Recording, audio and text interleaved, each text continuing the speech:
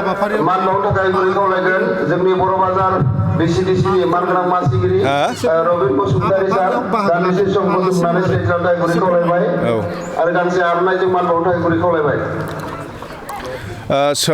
मा होनो महिलापारा देरहासार क्लाबजों खुंजानाय सानसेनि जे रंजालि बैसागु फालिथाय बेवहाय आङो माननि आलासि हिसाबै दानि बावैसो बाहागो लाखांबाय। आं बे गामियाव बैसागु फांसन हिसाबै सेथि खेबनि थाखाय बाहागो लाफैदों। आं थारैनो गोजोनदों। बिथांमोननि क्लाबा बा लाइमोनजों लोगोसे रायजो राजाफ्रा जोंनि हारिनि जि रंजालि बैसागु फोरबो लोगोसे गोदान बोसोर बेनि आसारखान्थि नेमखान्थिफोरखौ बिथांमोना लाखिनो थाखाय गामियैनो खस्थ' खालामनानै नैबे सानसेनि हाबाफारिखौ खुंदों। खोब मोजां हाबाफारियाव बाहागो लानो मोननानै आं थारैनो जोबोद गोजोनदों।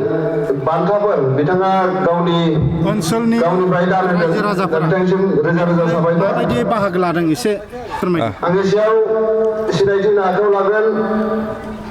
देग्लाय आङो अकल सोमलिगुरियाव फैदों नङा, समस्थिनि फ्राय गामिफ्राव आं थांदों। आङो खोब मोजां मोनदों एबार रायजोफोरनि बैसागुआव बाहागो लानाय, बिसेसकरि बर' गामिफोरनि रायजो राजाफोरनि बाहागो लानाया खोब मोजां आरो बयबो जोंनि हारिनि गाननाय जोमनाय गाननानै जोंनि आसारखान्थि नेमखान्थिफोरखौ सामाजिक भाबै ज' आङो फालिनायखौ नुनो मोनदों आरो बियो आवगोलनिख्रुइ जथेस्थ' साबसिन जादों। बे हिसाबै आं थारैनो गोजोनदों। जों जुदि बिदि जोंनि फोरबो जोंनि हारिमुफोरखौ बिदि जों ज' हाबाफारि लालांबाय थायोब्ला आङो थारैनो फोथायनाय दङ जोंनि इयुन जोलैनो जों होलांनो हागोन आरो जोंनि इयुन जोलैया जोंनि हारिमुफोरखौ हमथागोन, आसारखान्थिखौ हमथागोन आरो बेजोंनो जोङो बर' हारिनि सिनायथिखौ इयुनाव जों होलांबाय थानो हागोन। आं बेखौ मिजिं खालामदों।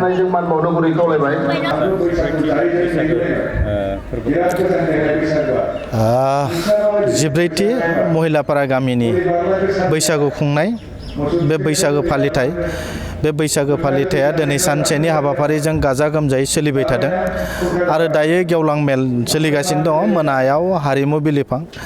आं थारैनो नोंथंमोननि चेनेलनि गेजेरजों नैबे गामिनि गासैबो रायजो राजा आरो बिटिआर ओनसोलाव थानाय गासैबो रायजो राजाफोरनो बोसोर गोदान बैसागोनि आंनि गोसो गोरबोनि हामग्लायनाय आरो खुलुमनाय जासिहरो। नैबे गामिया ओरैबायदि मोनसे गामि, ओरैबायदि मोनसे गोजाम गामि। बे गामियाव दिनै बेसेबांबा बोसोरनि सिगांनिफ्रायनो बैसागो फालिबोबाय थादों आरो दिनै नैबे गामिया जौगासार महर मोनबाय।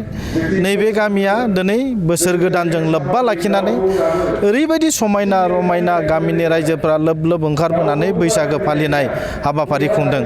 दा बेखायनो बिथांमोननि गामिनि सेंग्रा आफादनि आरो बानजाय आफादनि गासैबो बिबानगिरि बिथांमोनखौ आङो साबायखर जासिदों आरो गामिनि रायजो राजाफोरनो आं साबायखर जासियो।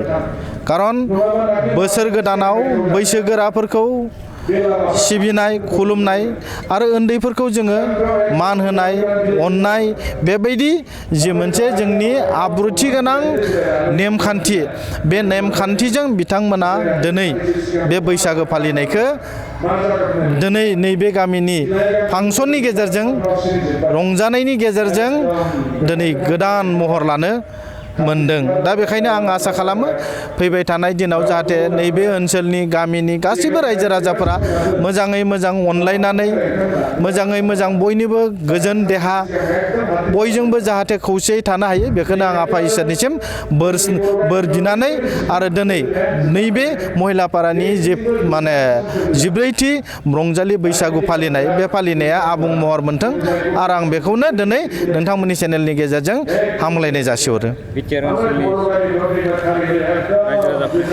बिटिआर ओनसोलनि रायजो राजाफोरनिसिम अलरेडि आङो आंनि गोसो गोरबोनि हामग्लायनाय आरो सिबिनायखौ जासिहरबाय आरो दिनै बैसागोनि बोथोराव गासैनोबो बिटिआर ओनसोलनि आरो आसामनि गासैबो हारि माहारि जों बयबो जाहाथे मोजाङै गोजोनै खौसेयै जाहाथे जों थांनानै थानो हायो, गोजोनै जों बयबो जाहाथे गोरोबलायनानै गोजोनै सान्थियै रायजो जानो हायो। आं बेखौनो आफा इसोरनिसिम आर'ज गाबो। Thank you.